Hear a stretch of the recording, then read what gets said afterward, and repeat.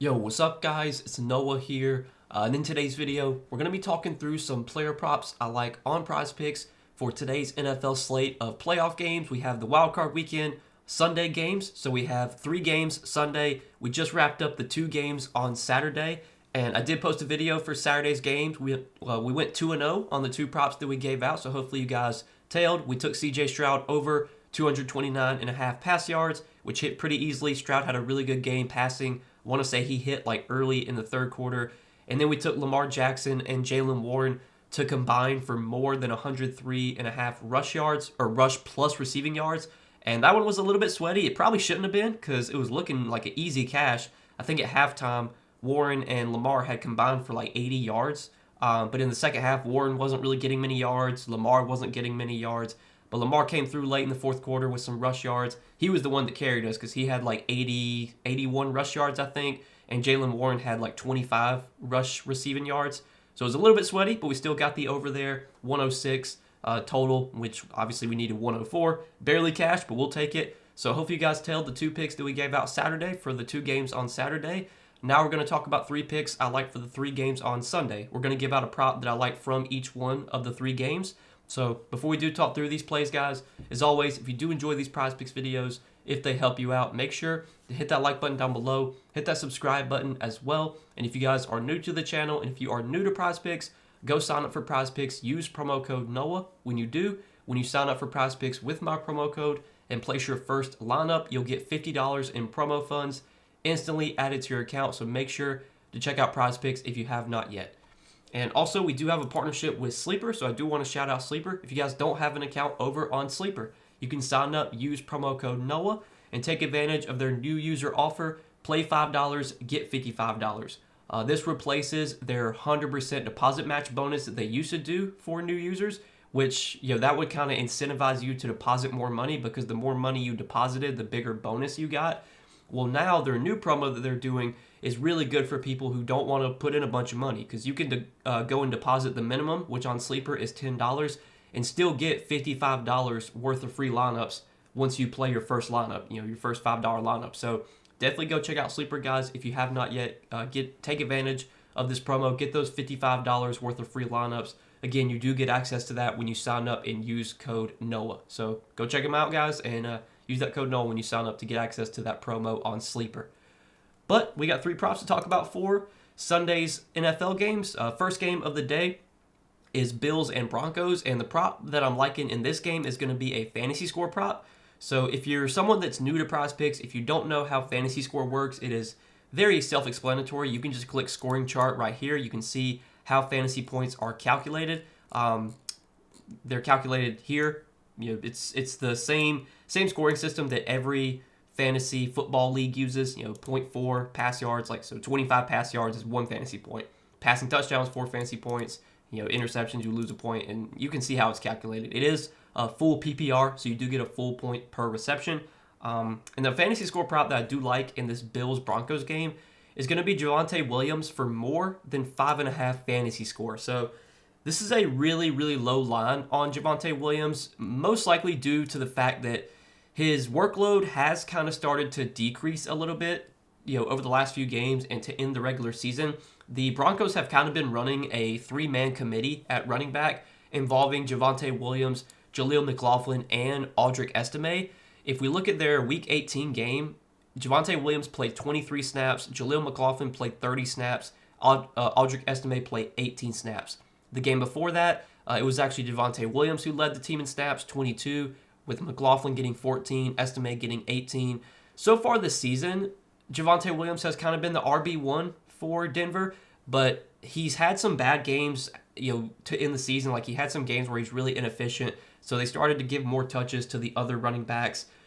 But I'm not going to completely buy into the fact that Javonte Williams is just suddenly the RB2 or RB3 on this team. I still think we can project Javonte Williams for 7 to 8 touches most games, probably 2 to 3 carries, maybe 3 to 4 targets. He's a guy that they will use in the passing game, and that's why I like this fantasy score prop on Javonte Williams, is because with Prizepicks full PPR scoring, getting a point per reception, Javonte Williams can easily go over this fantasy score line if he just catches a couple balls. And you look as of late, even though his workload has started to decrease, he has still had games with good usage in the passing game. His last 7 games, 5 targets, 4 targets, 2 targets, 3 targets, 11 targets, 2 targets, 4 targets.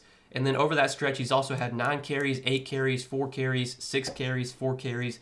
The game against Cincinnati, he didn't get any carries, but then he did have 5 carries against Kansas City in their last game of the regular season. Now going into the playoffs, you would think Javonte Williams is probably going to be locked into like 7 to 8 touches here. I'm not like super confident that he's just going to be a workhorse running back, but obviously with his fantasy score line being at 5.5, it's not like we need him to be a workhorse running back to go over this line. Like he could easily go over this line on 5 or 6 touches if he's efficient. And maybe he doesn't get a ton of volume, but maybe they get near the goal line and Javonte Williams gets like a goal line touchdown or something like that. There's a lot of ways for him to go over 5.5 fantasy score. You look at Javonte Williams' prop lines for this game, they are pretty low.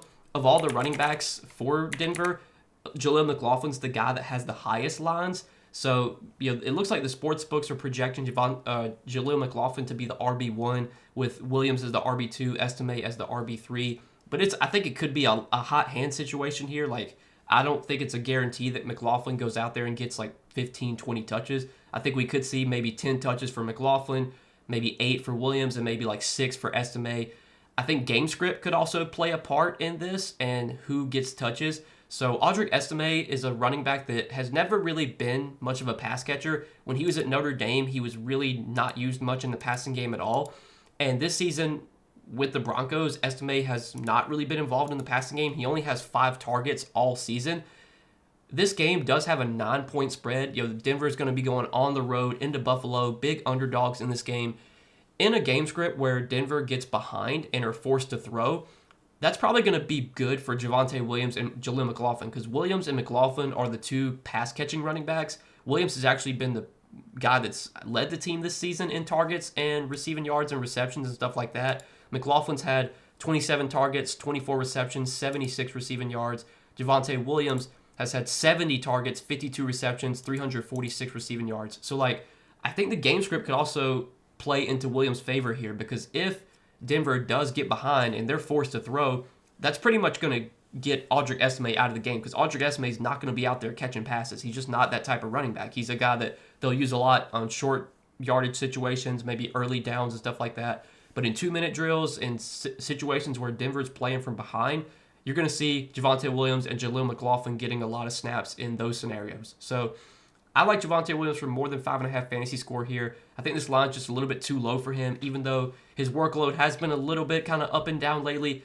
It's not like we need him to get a ton of volume to go over 5.5 fantasy points. He could easily get this on 5-6 touches. Like if he gets like 3 catches for 20 yards and maybe 2 or 3 carries for like 15 yards, like that's really all that he needs to go over this fantasy score line. Again, Prizepicks fantasy score full PPR, so getting a running back like Williams that can catch 3-4 balls, that just makes this such a good play in my opinion. I think this line should probably be like 7.5, 8.5. I think 5.5 is definitely too low here for Javonte Williams.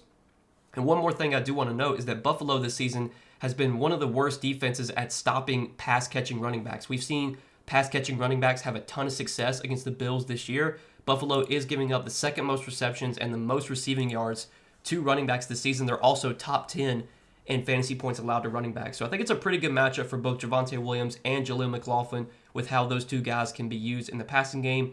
Williams, the running back, I feel a little bit more confident in getting touches, but if you want to look at some props on Jaleel McLaughlin, you could do that as well. But I like this fantasy score line specifically on Javonte Williams at 5.5. This is a line he's gone over in a lot of games this season.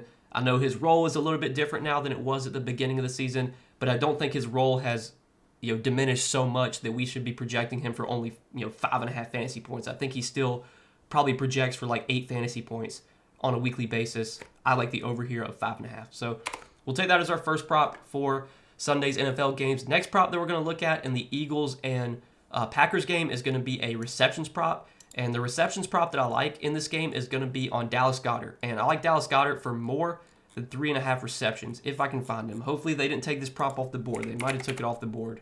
No, it's still there. Okay, so Dallas Goedert, more than 3.5 receptions. I like that as our second prop. So Goddard, we haven't really seen a ton of this season because he has been injured. I want to say he was out for like a month this season. He got injured. I want to say I think he got injured like in late September. Then he came back, played a game, and then he got injured again and was out for like a month. And then he played like 3 or 4 games, got injured again and was out for like a month. This season, Goddard has only played on 10 games total, so he's missed like 7 or 8 games this season. But he still has been able to go over this receptions line in, I believe, 6 of the 10 games he has played this season. He's been able to get 4 receptions. And Goddard has been really efficient with his volume this year. He's been targeted 52 times. He's caught 42 of 52 targets this year, which, I mean, from a percentage basis, that's like over 80%. Like, he's caught over 80% of his targets this season, and it makes sense because Goddard is typically a tight end that they'll use a lot, in shorter situations, like short yard situations where they need like 5 or 6 yards. You'll see Goddard run some short routes. Like Goddard, he's not running a bunch of deep vertical routes down the field. Obviously, it's a lot harder to catch a ball, when it's being thrown 50 yards down the field versus a quick slant or a quick flat route, drag route, something like that.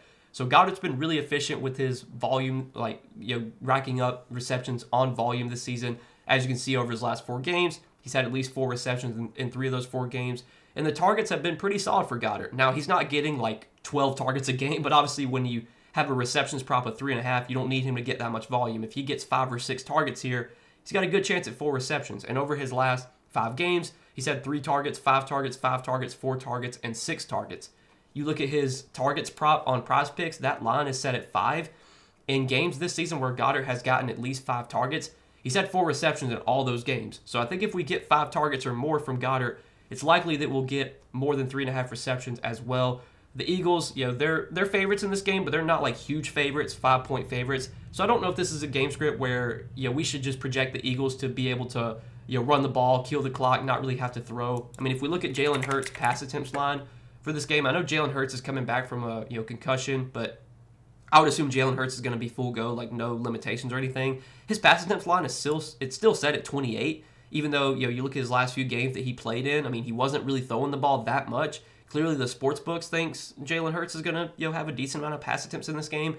If Jalen Hurts has 28 pass attempts or more, I think it's pretty likely we see Goddard get like 5-6 targets, which, again, if he gets 5 or 6 targets, I feel pretty good about him going over 3.5 receptions. I think this is a pretty good matchup as well going up against the Packers. The Packers, they are top 10 in receptions allowed to tight ends this season. So the matchup, I think, checks out here. The volume for Goddard's been solid this season when he's been healthy. He's historically been a pretty good receiving tight end. He's historically been like the 3rd option on this team behind Devontae Smith, behind A.J. Brown. And outside of those 2 guys, Smith and Brown, Philadelphia, they're not throwing the ball to a ton of other different guys. Like Saquon Barkley, even though he's super dynamic running back out of the backfield, Barkley doesn't get like a ton of usage in the passing game. This season, Saquon only has, he's only got 33 catches this year. Like he typically gets like 2 or 3 targets a game. They're not throwing the ball to Saquon a ton.